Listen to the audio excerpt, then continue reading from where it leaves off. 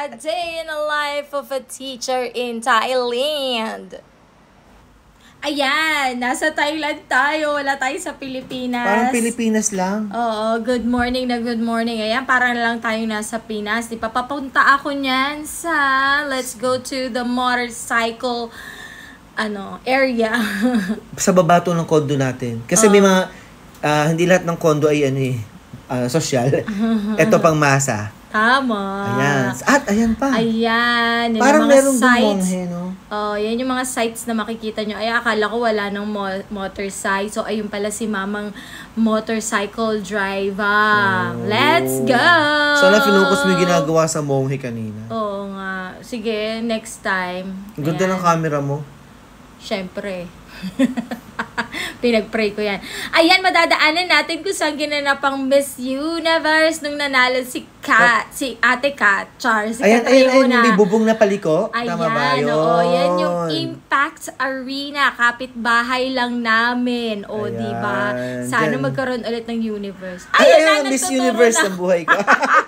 Ang Miss Universe ng buhay ko. Ayan, trabaho. Yan. Ba't nasa ulo mo yung props? Kasi para makita nila. O, Okay. diba? O, yun, late yun. Si Toon. Late. Walang kagalang-galang. Biglang Ganyan talaga walang yan. kagalang-galang. Biglang lang Ayan, worksheet time naman tayo. Worksheet time. Ayan, o diba, nag-share kami sa inyo ng aming, tidbits of a teacher's life in Thailand. Okay, anong nga ba mga kailangan para makapagtrabaho dito? Ano ba yan? Di ba gusto niyo magtrabaho dito? Di, pumunta kayo dito. Charot. So, syempre, kailangan nyo muna makalusot sa ating immigration office dyan. And di kami magsisinungaling sa inyo dahil totoong pumunta muna kami dito bilang mga turista. Tapos sabay apply. So, kapag mag-a-apply kayo dito, kailangan sipag at tiyaga at malaking kwarta. Malaking kwarta. At saka, syempre, kailangan dala nyo yung mga diploma ninyo and mga anik-anik certificate kung may mga TESOL kayo, yung mga ganyan. Kasi ang papasukan nyo dito is English as second language teacher. So, ESL teacher kayo. Kailangan nyo. Hindi naman necessary sa ngayon yung meron kayong teacher's license o kailangan EDUC graduate kayo. Kailangan lang ay bachelor's degree. Kailangan may 4-year course kayo. Ayan na, pusa. Diba? Thank you. Hindi ko kayo nakikita. Yung pot niya sa mukha pa na. Ayun.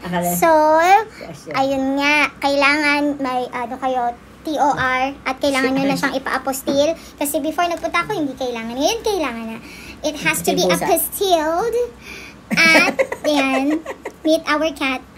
Ano pa ba mga kailangan para pag magtuturo dito? Apostille, kailangan yung, at least may experience kayo para alam nyo kung paano kayo magde-demo. Kasi, normally, magde-demo kayo dito ng inyong pagtuturo. So, depende kung anong a-applyan ninyo, kung secondary or kindergarten or elementary. So, kailangan flexible kayo. Meron kayong prepared sa lahat.